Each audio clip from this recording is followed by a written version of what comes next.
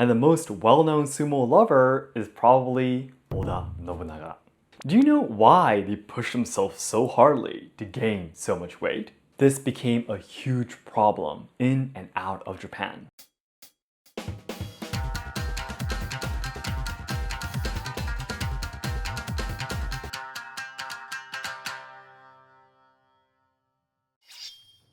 Minasan konnichiwa, and welcome to Let's Ask Shogo. When you imagine Japan, I think that the first things that would come to your mind would be samurai, ninja, sushi, maiko, and sumo, right?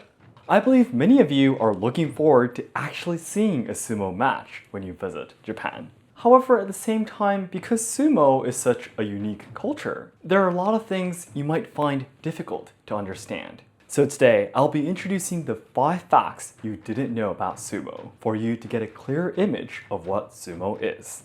The 5 facts will get more and more important towards the end, and I personally feel that the last 2 are especially shocking. By watching this video, you will absolutely gain a deeper understanding of sumo, and will surely be able to enjoy watching the games a lot more. If there's anything else you'd like to learn more about sumo after watching this video, please let me know in the comments. In this channel, you take a closer look at Japanese traditional culture, tips on traveling Kyoto, and social problems in Japan. So learners and lovers of Japanese language and culture, be sure to subscribe to enjoy more content. それでは本日も相撲を取って参りましょう。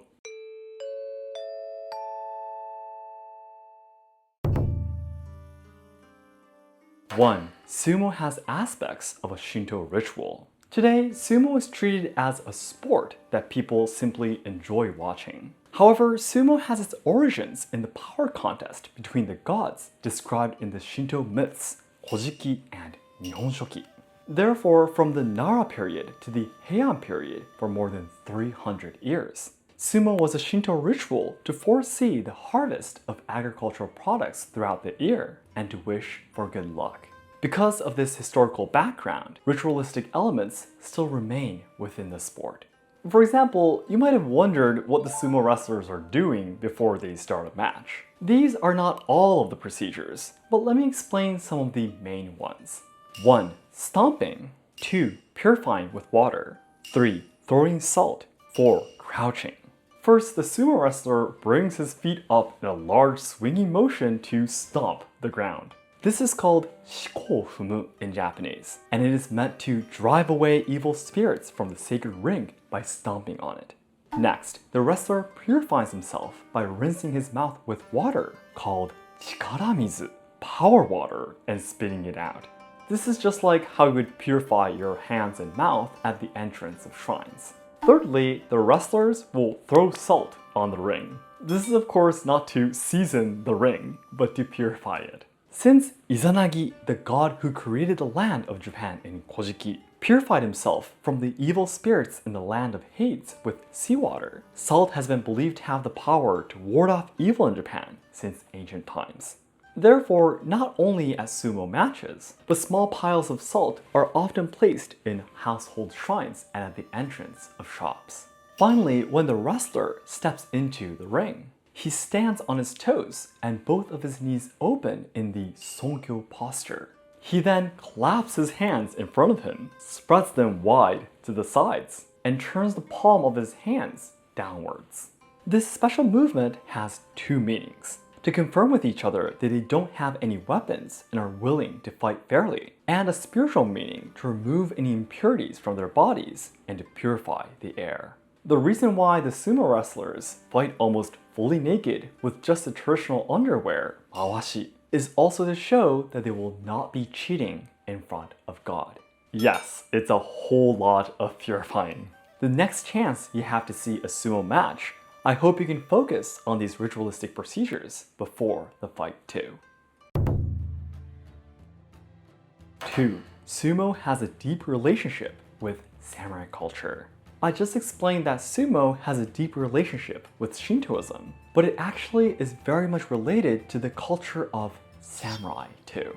Sumo, which was a ritual for the nobles for a long time, became popular among the samurai as they started to rule Japan, but as a pure contest of strength and for training combat. The founder of the Kamakura shogunate, the first samurai administration, Minamoto Yoritomo, loved sumo and is known to have started holding sumo matches for the aristocracy and samurai leaders to enjoy watching. And the most well-known sumo lover is probably Oda Nobunaga. It's impossible to avoid talking about this man when talking about Japanese history. Oda Nobunaga, as well as other famous warlords, began to take sumo not only as an entertainment, but also a way to choose their vassals depending on how strong the people were in sumo. As a result, sumo started to hold occupational aspects. Even after the Sengoku War era ended and the peaceful Edo period began, the popularity of sumo did not decrease at all. It became one of the biggest forms of entertainment among the people, along with kabuki.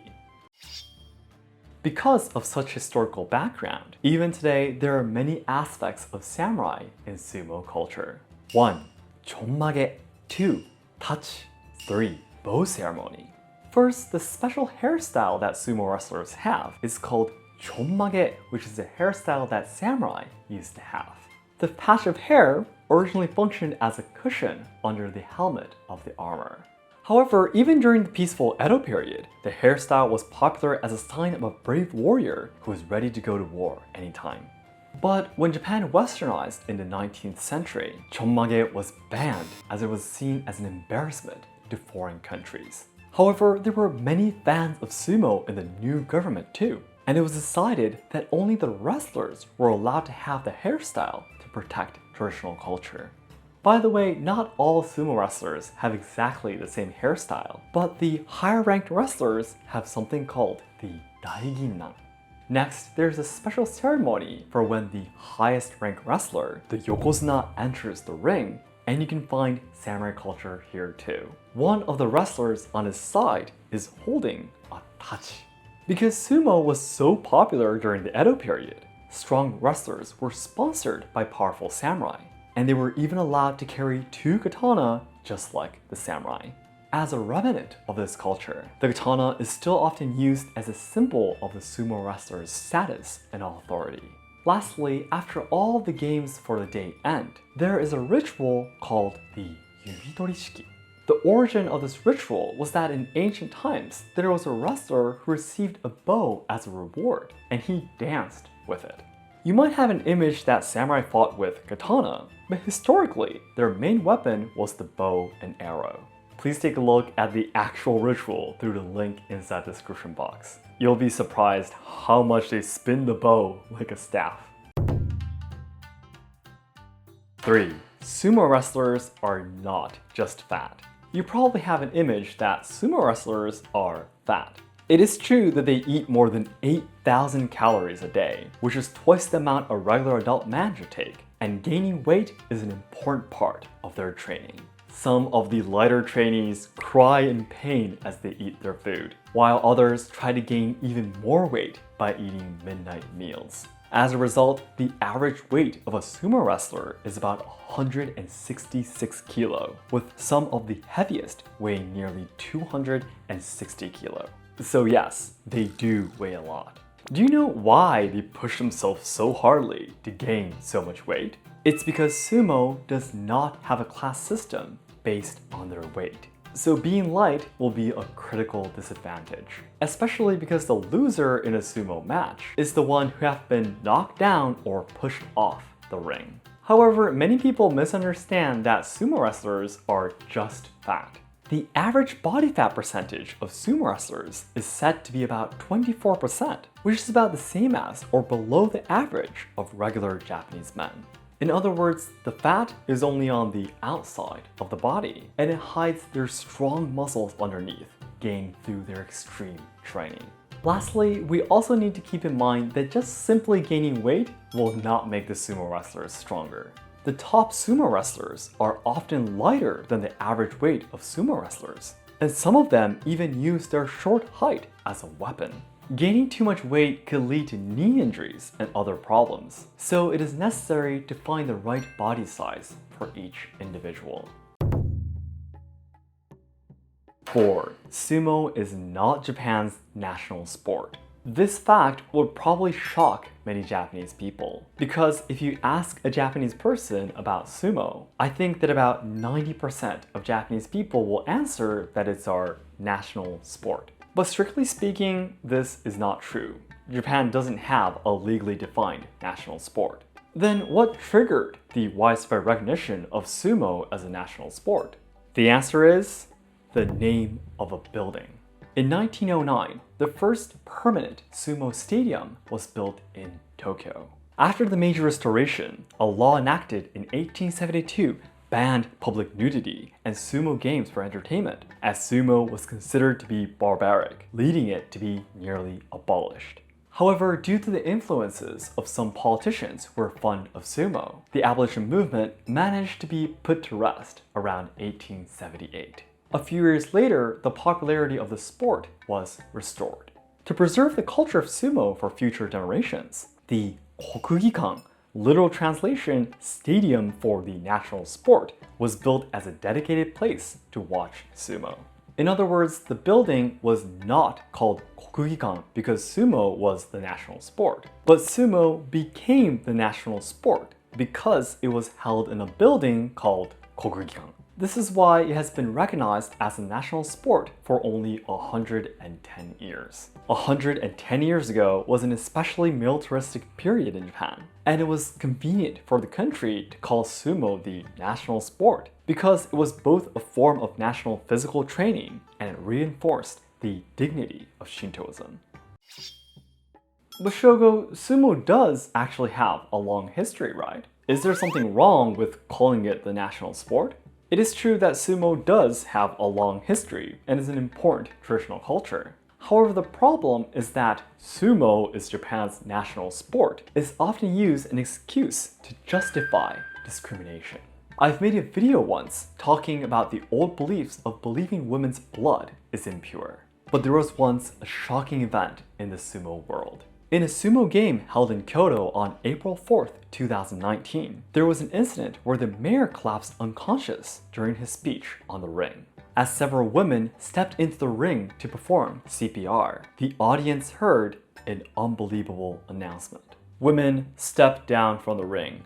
Please switch with men. This idea is apparently based on the tradition that women's blood is impure, and therefore they are not allowed to enter the sacred ring. But the situation was where a human's life was at stake, and it is a terrible discriminatory statement against women. This became a huge problem in and out of Japan. But those who tried to support the sumo world used the excuse of, because sumo is a national sport, we need to protect its traditions. However, during the Heian period, when sumo was a Shinto ritual, sumo rings didn't even exist. The culture of using a wrestling ring was first born during the era of Oda Nobunaga. Also, until the end of the Edo period, it was common for women to take part in sumo too. In other words, the definition of tradition is too egocentric, and by calling sumo the national sport, many people stop thinking or allow injustice to take place. I want to make it very clear that Japanese traditional culture is not great because it's been carried on for a long time. It's great because we can learn valuable knowledge and messages from our ancestors so that we can make the people living today happier or stronger. In other words, just because something is called a traditional culture, it doesn't mean that anything can be tolerated. 5. Sumo has caused many social problems. So I just explained about the sumo ring and the problem with sumo and women, but this is just the tip of the iceberg. The sumo industry is responsible for an unbelievable amount of terrible incidents. If I introduce everything, I'll need to make another video. So I'll introduce the ones that happened rather recently. 1. Injury and death of a 17-year-old boy in 2007. In June 2007, a 17-year-old boy training to become a sumo wrestler in Aichi Prefecture was rushed to the hospital after his training and died. He died of acute heart failure caused by shock from multiple traumas. Investigations revealed that assaults, such as beating with beer bottles, were commonly done by his masters and senpai. Such violence is called loving in the sumo world, so you can understand how horrifying the training conditions are. 2. Baseball gambling incident in 2010. In 2010, 67 sumo wrestlers were found to be involved in illegal baseball betting, with Yakuza as their main promoters. Naturally, such gambling activities are a source of funds for gangs, and the wrestlers were subject to dismissal, demotion, and suspension. 3. Match fixing discovered in 2011. In the previous year, when police officers seized the cell phones involved in the baseball betting case, they found text messages discussing match fixing, which resulted in the resignation or retirement of 20 people who were involved. This incident caused the cancellation of the main tournament for the first time after the war, and was called the biggest disgrace in the history of sumo. Due to the series of terrible incidents over a period of just several years, the Sumo Association was once in danger of being completely dismantled. Even recently, violent incidents by sumo wrestlers are not decreasing, and it continues to be a problem. There are still many problems that need to be corrected before we can say that sumo is a culture we can be all proud of to the world.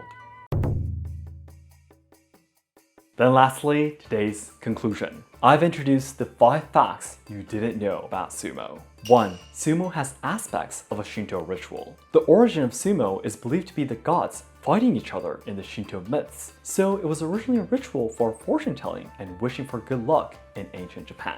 You can see the aspects of a Shinto ritual in all the purifying procedures before a sumo match. 2. Sumo has a deep relationship with samurai culture. After samurai started ruling Japan, sumo became popular among them as a pure contest of strength and training for combat. Even after the war eras ended and the peaceful Edo period began, the popularity of sumo did not decrease, and it became one of the biggest forms of entertainment among the people along with kabuki. 3. They are not just fat. Sumo wrestlers consume more than 8,000 calories a day, and as a result, the average weight of a sumo wrestler is 166 kilo, with some of the heaviest weighing nearly 230 kilo. However, the average body fat percentage of sumo wrestlers is said to be about 24%, which is about the same as or below the average of regular Japanese men. 4. Sumo is not Japan's national sport. Many Japanese people believe that sumo is Japan's national sport, but this is a misunderstanding that comes from the first permanent sumo stadium built in Tokyo being named the Kokugikan Stadium for the national sport. This is a problem because many people try to justify discriminatory actions as protecting the traditional culture of Japan's national sport. 5. Sumo has caused many social problems. Due to a series of terrible incidents over a period of just several years, the Sumo Association was once in danger of being completely dismantled. There are still many problems that need to be corrected before we can say that sumo is a culture we can be proud of to the world. So that's it for today. Thank you very much for watching. If this video helped you to deepen your understanding towards the history and culture of sumo, please hit the like button to help me boost this video to more people. And our goal is to achieve 2 million subscribers by January 2023, so your help would mean a lot. And please check out our sub-channel and membership through the link inside the description box. Thanks again, and I'll see you in my next video. 皆さんどうもありがとうございました。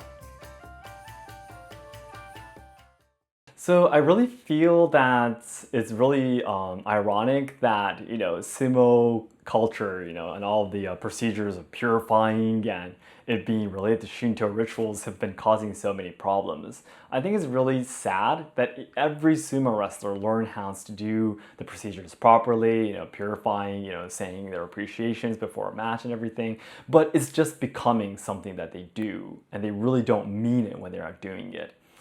As a Budo trainee, training in Iaido and such, I completely understand that when you're a beginner, you should just do the things that's decided for you. How to do the bowing, how to say your greetings, how to do the kata, the fixed movements. In the beginning, you won't understand why you're doing it, but you just do it and you let your body remember it. If you guys watched Karate Kid before, in the beginning of their training, they just do simple movements and they don't understand what they're doing it for, and they get frustrated and everything, especially the version where Will Smith's son comes out. I forgot which was it, It was Best Kid, Karate Kid 3 or 2 or something. Yeah, 3 maybe or something like that. Where they go to Beijing. Yeah. Anyways, yeah. So it's completely understandable in the beginning that you don't fully understand it, but as you continue training, you really should understand why you're doing it. And it really happens a lot of Budo martial art. It happens a lot of tea ceremony, where people who are supposed to be fully trained in the art do things that they don't understand why they're even doing it.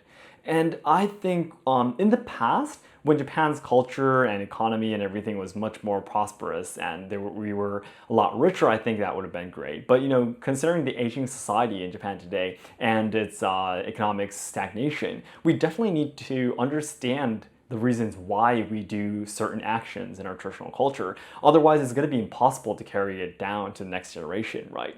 So, including sumo and other traditional cultures, I think it's really important that we fully understand what we're really doing. And I think that would definitely be something that would maybe make the situations for sumo and other traditional cultures a little bit better, at least.